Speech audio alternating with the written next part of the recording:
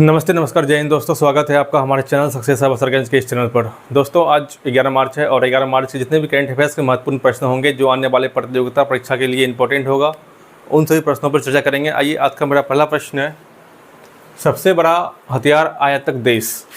दोस्तों, दुनिया का सबसे बड़ा हथियार आयातक देश कौन बन चुका है? सबसे पहले स्टॉकहोम से सिपरी का एक रिपोर्ट आता है। स्टॉकहोम के सिपरी से एक रिपोर्ट आता है और यह जो रिपोर्ट है दोस्तों, यह 2021 से 25 तक का रिपोर्ट इसमें जारी होता है, जिसमें कि दुनिया में सबसे ज़्यादा हथियार कौन इंपोर्ट करता है, कौन एक्सपोर्ट करता है, उसके बारे में इसमें रिपोर्ट जारी किया गया है। और सबसे ज़्यादा हथियार कौन इंपोर्ट करता है, मतलब खरीदता कौन सबसे ज़्यादा, तो पहला रैंक है यूक्रेन का और दूसरा रैंक है भारत का। सिपरी का एक रिपोर्ट आया जिसमें कि इंपोर्ट और एक्सपोर्ट में कौन सा आता है।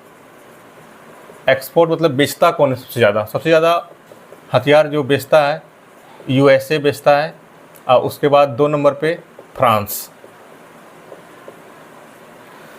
अभी हाल ही में स्टॉकहोम के सिपरी से एक रिपोर्ट जारी होता है जिसमें कि सबसे ज़्यादा हथियार का जो इंपोर्ट करता है, यानी जो हथियार सबसे ज़्यादा खरीदता है, उसका रिपोर्ट 5 वर्ष में 2021 से 25 में देखा गया। तो सबसे ज़्यादा हथियार जो इंपोर्ट किया वो यूक्रेन किया और 2 नंबर पर भारत। और एक्सपोर्ट कौन किया सबसे ज़्यादा? विश्व में सबसे ज़्यादा हथियार का जो एक्सपोर्ट करता है, यानी कि जो बेचता है, उसमें कि यूएसए लगभग पूरे विश्व का 42% हिस्सा, जो हथियार का जो बिक्री होता है वो अकेला यूएसए करता है। और सेकेंड नंबर पे कौन है? तो फ्रांस।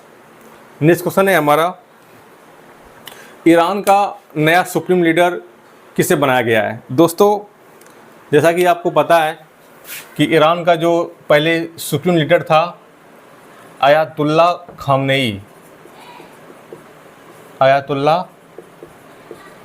खामनेई, इनका डेथ हो गया। इनका डेथ होने के बाद इनका जो बेटा था इसका नाम था Mojtaba Khamenei. Mojtaba Khamenei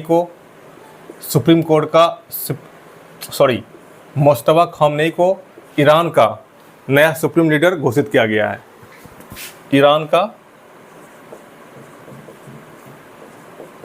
Iran का नया सुप्रीम लीडर किसे बनाया गया है? तो मुज्तबा खामनेई को। आपको पता होगा अभी इजराइल और ईरान का संघर्ष चल रहा है और इजराइल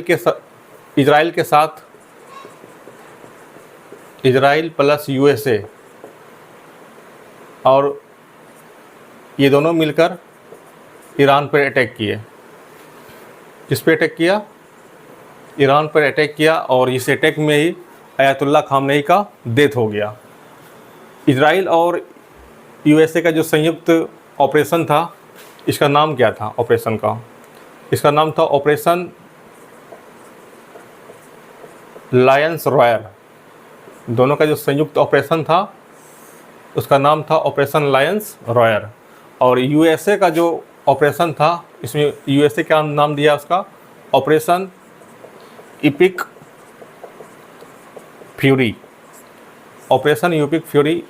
जो नाम दिया ऑपरेशन का, यूएसए नाम दिया, और दोनों का जो संयुक्त ऑपरेशन था ऑपरेशन लायंस रॉयर था। इसको हिंदी में बोलते हैं शेर की दहाड़ ऑपरेशन। इसको क्या बोलते हैं? शेर की दहाड़। नेक्स्ट क्वेश्चन है हमारा, टीम क्लिक का संबंध किससे है? दोस्तों, अभी एक हाल ही में भंडाफोड़ हुआ। किस चीज़ का भंडाफोड़ हुआ? तो ड्रग्स रैकेट्स का।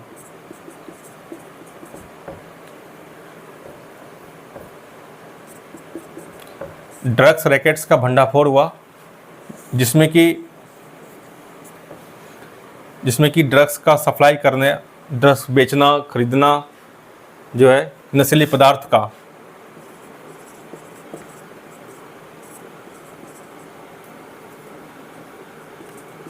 नशीले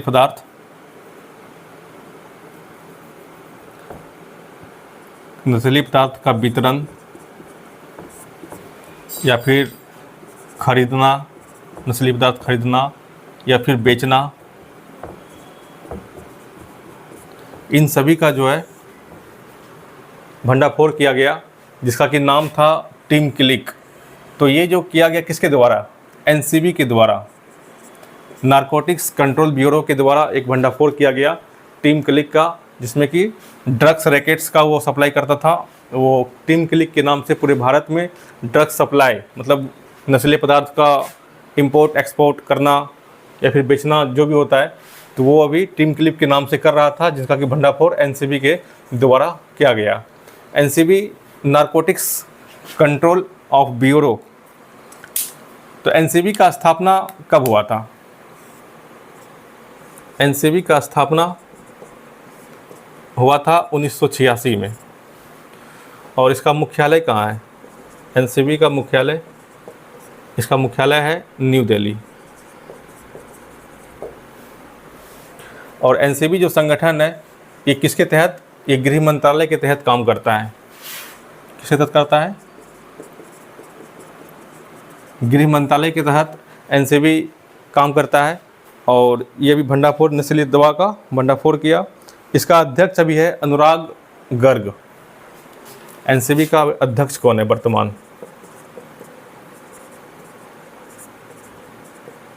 अनुराग गर्ग एनसीबी का अध्यक्ष है।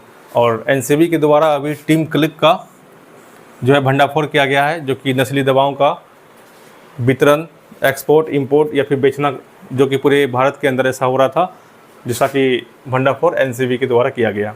नेक्स्ट क्वेश्चन है हमारा, भारत की पहली रिंग मेट्रो का उद्घाटन कहाँ किया गया है? भारत का पहली रिंग मेट्रो का उद्घाटन प्रधानमंत्री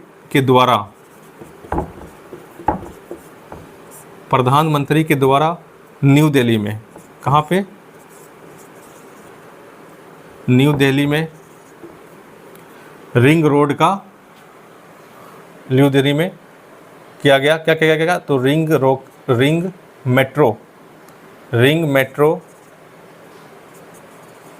का उद्घाटन, रिंग मेट्रो का उद्घाटन न्यू दिल्ली में प्रधानमंत्री नरेंद्र मोदी के द्वारा किया गया, जिसकी कि टोटल लंबाई कितना है? तो 12.3 किलोमीटर। रिंग रोड का मतलब है शहर के अंदर सर्किल आकार का मेट्रो, सर्किल आकार में मेट्रो चलेगी। और यह जो जोड़ेगा वो मजलिस पार्क,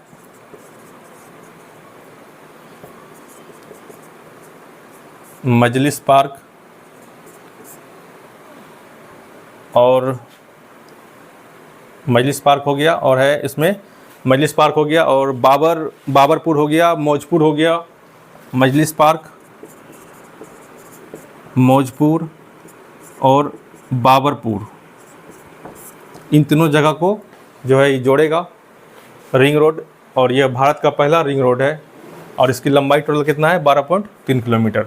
नेक्स्ट क्वेश्चन है हमारा, निर्भया निशा पहल। दोस्तों अभी केरल पुलिस के द्वारा, किसके द्वारा? तो केरल पुलिस के द्वारा एक पहल स्टार्ट किया गया है, निर्भया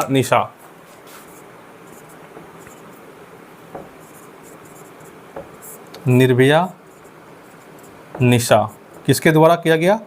तो केरल पुलिस के द्वारा, केरल पुलिस के द्वारा निर्भया निशा। इसमें क्या होगा? रात में महिलाओं की सुरक्षा, रात में महिलाओं की सुरक्षा के लिए, रात में महिलाओं की सुरक्षा के लिए यह पहल चलाया गया है, जिसका कि टाइमिंग है 9 PM से 5 AM तक, 9 PM से 5 AM तक किसी भी महिलाओं को केरल के अंदर अगर कोई प्रॉब्लम होता है तो निर्भया निशा के तहत उसे सुरक्षा दिया जाएगा। इसके लिए केरल सरकार के द्वारा एक हेल्पलाइन नंबर, इमरजेंसी नंबर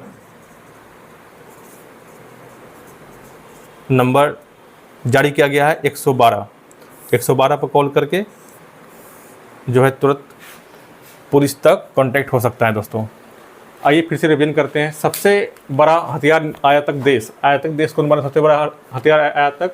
तो यूक्रेन। दूसरा नंबर पे भारत।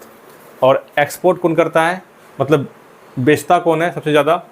तो USA बेचता है और सेकेंड नंबर पर फ्रांस बेचता है। और स्टॉकहोम से ये रिपोर्ट अभी जारी हुआ है हाल ही में। ईरान का नया सुप्रीम लीडर अभी कौन बना है? मुस्तफा खामनेई। टीम क्लिक का संबंध ड्रग्स रैकेट से था और जिसका भंडाफोड़ कौन किया था? NCB।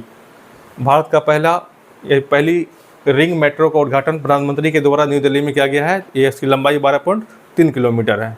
मजलिस पार्क मौजपुर और बाबरपुर को जोड़ेगा। निर्भया निशा का पहल अभी हाल ही में केरल पुलिस के द्वारा पहल स्टार्ट किया गया है, जिसमें इमरजेंसी नंबर जारी किया गया 112। तो ये आज का हमारा सेशन था दोस्तों। नेक्स्ट सेशन के लिए मिलते हैं कल, तब तक के लिए धन्यवाद।